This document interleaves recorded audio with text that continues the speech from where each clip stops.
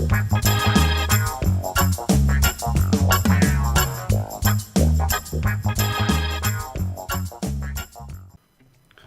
all, welcome back to part 2 of my dial painting video. So working on Elite, and I've been away and I've done a few bits while I've been off. So I've painted this area. I'm going to touch the areas where I've been painting with my brush. These are all in black. So I've just put 2-3 coats of black and built up a nice base coat. The green areas that I was painting at the end of the last video, I've gone over with another coat to build up a nice strong layer. And then I've also taken some somber grey and black, about a 50-50 mix, and I've painted in this area just under his actual head and his neck, so to speak. It's his neck and the little ring around his eye. I've also caught just his little like piece on the top of his head, that computer port. There's part of that that's in that grey as well.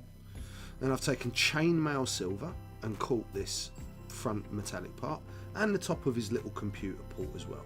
So all I've done is just put on strong, solid base coats on those areas. And now what I'm going to do is, this is going to be a longer video. This is like a 25-minute video, and we're going to be working through the actual detailing. I'm going to be doing some weathering and some bits and bobs. So I'm going to start off with a Vallejo model wash. For some reason I'm showing you the black one. I'm not going to use the black one, but just in case you want to use a black one, that's what it looks like. Here's the brown one. As you can tell, this was filmed a couple of weeks ago and I'm voicing it over now, so please excuse any irregularities. Any complaints, please forward those to the 118. So there's some water in this wash. I've done a video about weathering and I use this wash a lot. So all I'm doing, you can see how subtle it is because I've thinned it down a lot. I don't want it to be super strong and damage those lighter colours, because it can damage the lighter colours, even though I'm going to remove some of this. So now I'm going back to the areas where I left the darker colour. I just want to accentuate that. And look, you can see I'm being quite rough and ready with this. I want it to spread out a little bit. I now want to weather this piece. So before I was just pre-shading, I was showing myself where I wanted shadow. Now I'm really painting the picture. So it's kind of like a hippie motif. You want to free up your mind a little bit, relax, enjoy it. Especially with this wash, this is something you can take off. This is not one of those processes that, oh my God, I've gone too far, I can't fix it. We can fix this. Enjoy it. Enjoy the process of it growing. Think of it, I don't know, yeah, let's get all deep, like a child that you're teaching, and bit by bit it gets better and better and more intelligent, and eventually it's like, you know, Stephen Hawkins. So yeah, I'm working in all the areas grime and dirt and grease would accumulate. I'm going straight over this metal area because I want it to look a little bit rusty and dirty, because, you know, Elite was kind of battered. I like things looking real as well. Weathering's really where your modelling really takes off, is when you're applying beautiful weathering techniques. You just make things look real.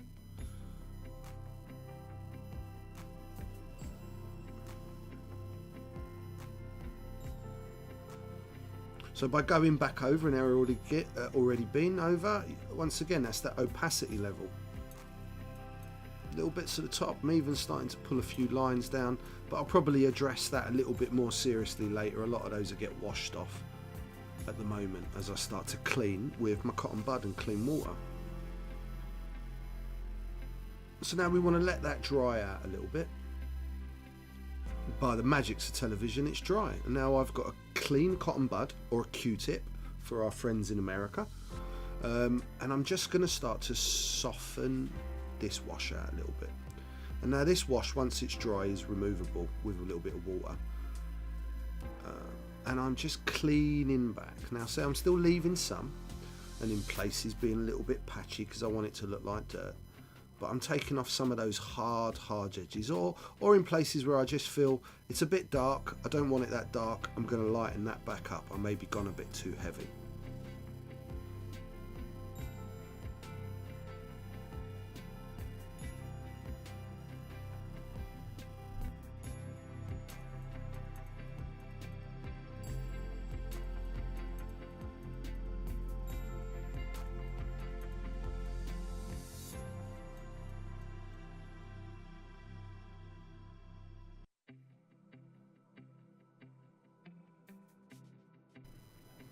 So you can see it's the edges that I'm cleaning off primarily. I'm still trying to leave those darker areas in the recesses, just softening things down, so we were back to that subtle, natural weathering look that's built up over time.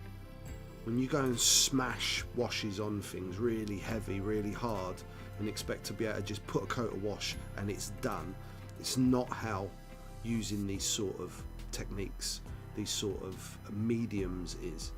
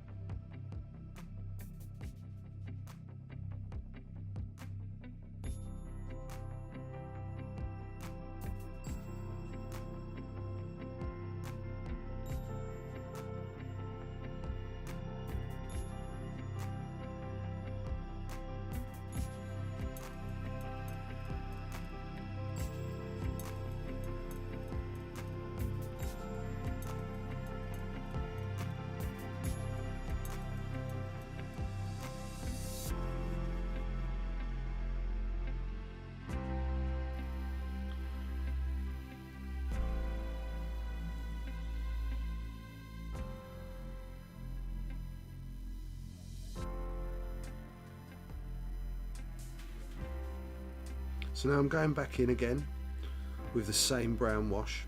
I've added a tiny bit more brown to this just to make it a tiny bit stronger, and I'm going in for the deep recesses.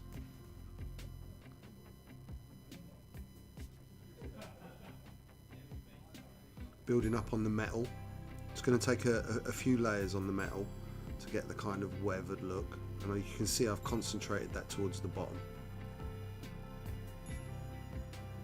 where I would imagine the dirt to have run down, and you know, where you'd get some sort of build up of rust. Again, concentrating on those panel lines, the little rivet holes. Really want to start lifting that right out, and just going over anywhere I feel needs a little bit more. This is a back and forth process. You're never ever going to get the finished result in one hit. It's about layers. That's what makes the piece of work look more than just a flat paint job.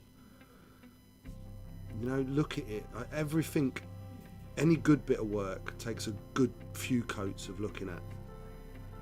Now I've cleaned up any excesses on that, and now I'm going to move on to start highlighting some of the detail areas. So here I've got sick green. I'm going to start highlighting the green areas. Now I want there to be quite a contrast, bit of an edge highlight. Once again, I'm mixing realism with a little bit of graphic style. This is all about painting pictures for me. I'm not going to make any excuses, and you don't have to make any excuses to people. Whatever your artwork is, if it makes you happy and you enjoy it and you like it, then it's correct. So as you can see, I'm just covering those edges. I've added a little bit of water to that paint, so it's making it a little bit easier for me to blend that into the darker green. So this green is quite a translucent paint when added to some water, so it's allowing me to feather that into the green and almost lose that highlight to a nice subtle way, which you could have achieved with an airbrush, but I've managed to do without having to go in and mask a lot of things. So again, just picking out a few of those green areas towards the grill, adding a little bit of colour, adding a little bit of interest, adding a little bit of depth. You add your dark first, then you bring in your lights. So I'm going to add some bone white to the mix. Now bone white is interesting, so instead of adding a lighter green or adding a white, I've gone with the base colour of the main helmet, and that's going to create a uniformity in your highlight. This was something I learned years and years ago, and those of you that know a little bit about me will know that I'm colourblind, so learning little tips, those sort of things are not something my eyes would see. They're something I've learnt off other people. So harmonising your highlight tone, so that bone white could be used in a lot of the colours I'm going to highlight instead of stark whites. Now I'm also putting a couple of little hatch marks or lines, almost like streak lines, but with this lighter colour. Now, although that doesn't ring true in nature when things weather, it creates the picture. And that's what you want to do, is you want to create a picture. Remember that a lot of this detail is being put on a flat surface, so allow yourself to draw, allow yourself to paint and embellish things a little bit.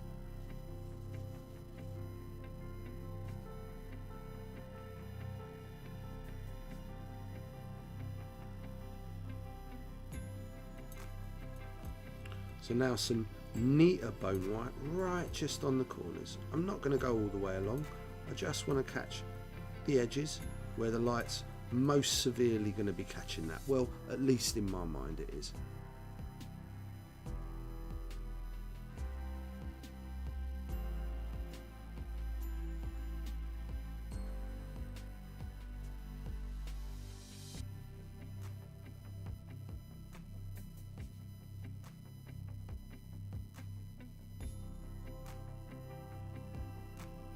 And that's us about set with the green.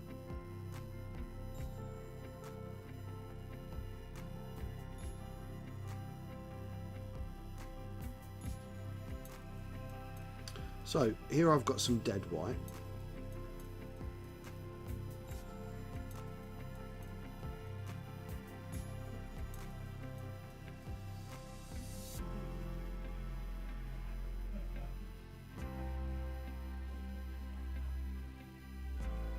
And now I'm going to catch the edge of the bone. Now this is giving you a real edge highlight, but because we've already feathered in some whites with our airbrush, it's just accentuating the fact and giving that little graphic glint and making certain bits pop out.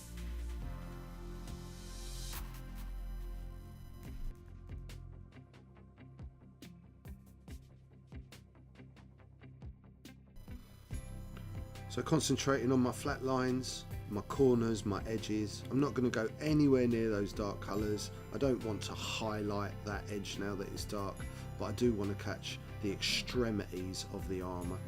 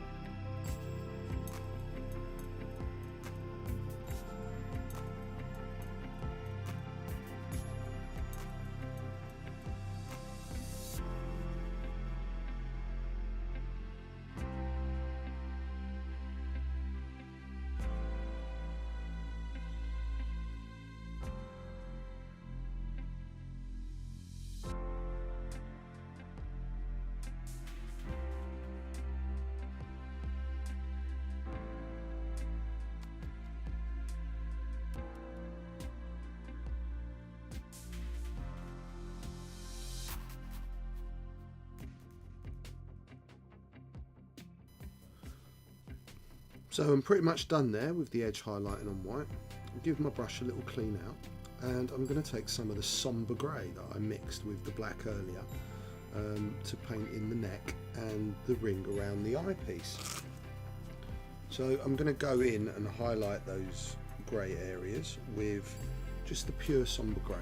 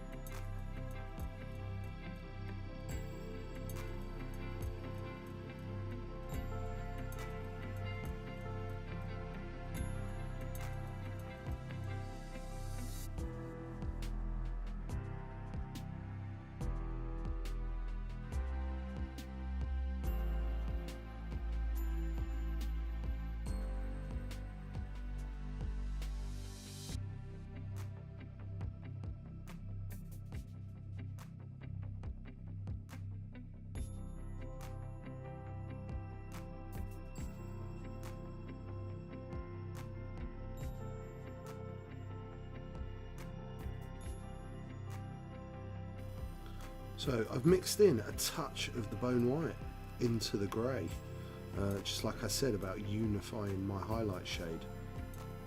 So there's no need to go with white. The bone white adds plenty of lightness to this grey, and now I'm just working on an actual edge highlight, very rarely feathering this in, just keeping it edge based and embellishments with this lighter colour.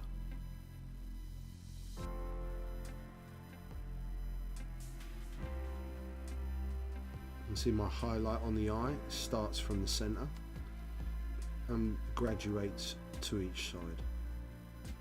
Adding a little bit more to the colour to lighten it down. Now this really is like an edge highlight, the highlight on the highlight. You're never going to get these highlights in one hit. Starting with the light, you need to work through your shades. So I've edge highlighted the black as well.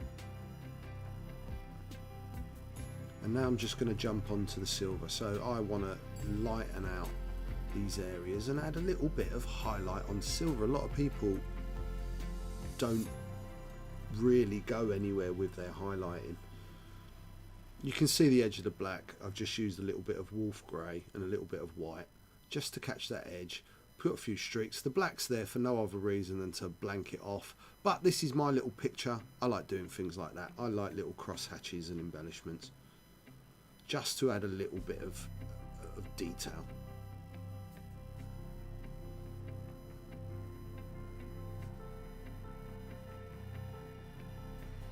Now I've got some brown and some black Vallejo model wash, and now I'm just going to start to put in a few weathering marks.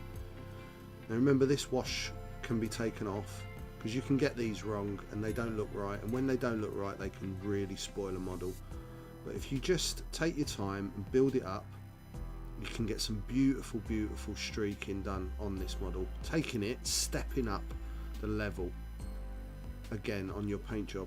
All of these techniques that we're using on this dial cover can completely be applied to any of the ships or any of the miniatures you may be painting. This is just actually a lovely canvas to demonstrate a lot of these techniques on, because when I'm trying to demonstrate these things to you on an actual very small ship, it's very hard for you guys to actually see what's going on, for the camera to pick it up. But this has certainly been a better canvas for me to demonstrate some of these things.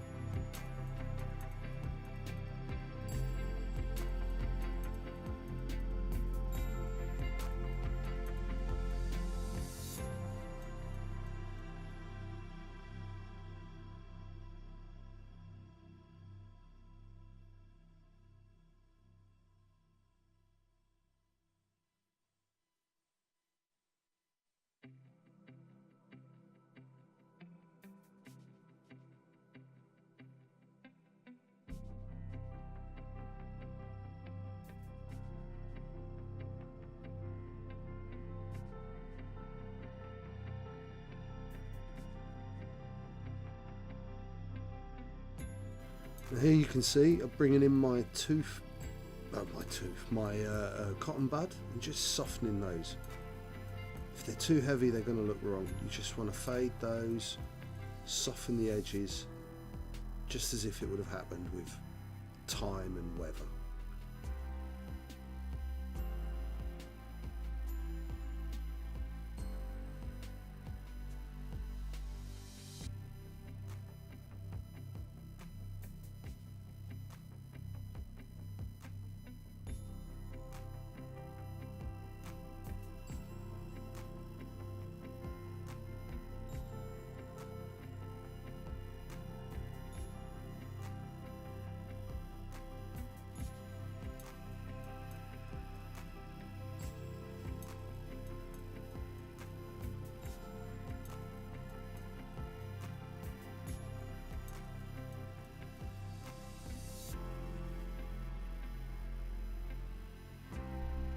So you can embellish with this stuff. You don't need to just do streaks. I'm doing little specks, little spots, just to indicate where there's maybe been very light damage or a very light weathering. But all this will add to the overall look. It's all about detail. You know, fall in love with the detail, guys and girls. And Apache helicopters. I'm not going to judge you.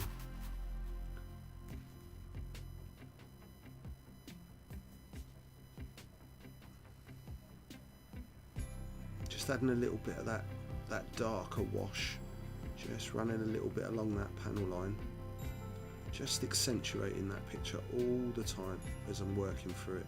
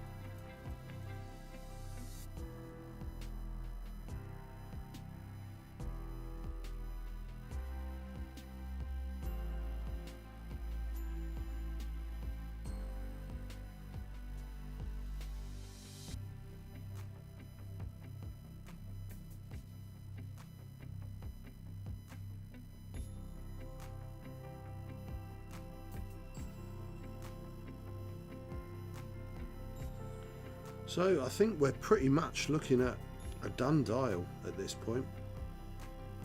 We obviously need to go on to protect and seal this model.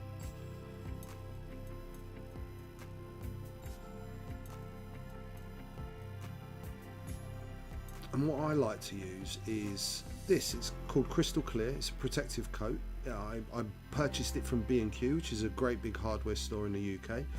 It's, as it says, a quick dry, non-yellowing, durable clear top coat for interior and exterior use. It's for use on all sorts of surfaces, but this stuff is rock solid. It will not bloom on you, and it leaves just a lovely finish, and it's something I would strongly recommend because you are going to be seeing a lot of wear and tear in this model. And so even though I thought I've finished, I hadn't really. There was one little embellishment I need to do, and that's a spot of white. Now I'm going to put 2 dots, 1 dot and then a slightly smaller dot just off to the side of it, just to show a little bit of reflection of light onto that lens.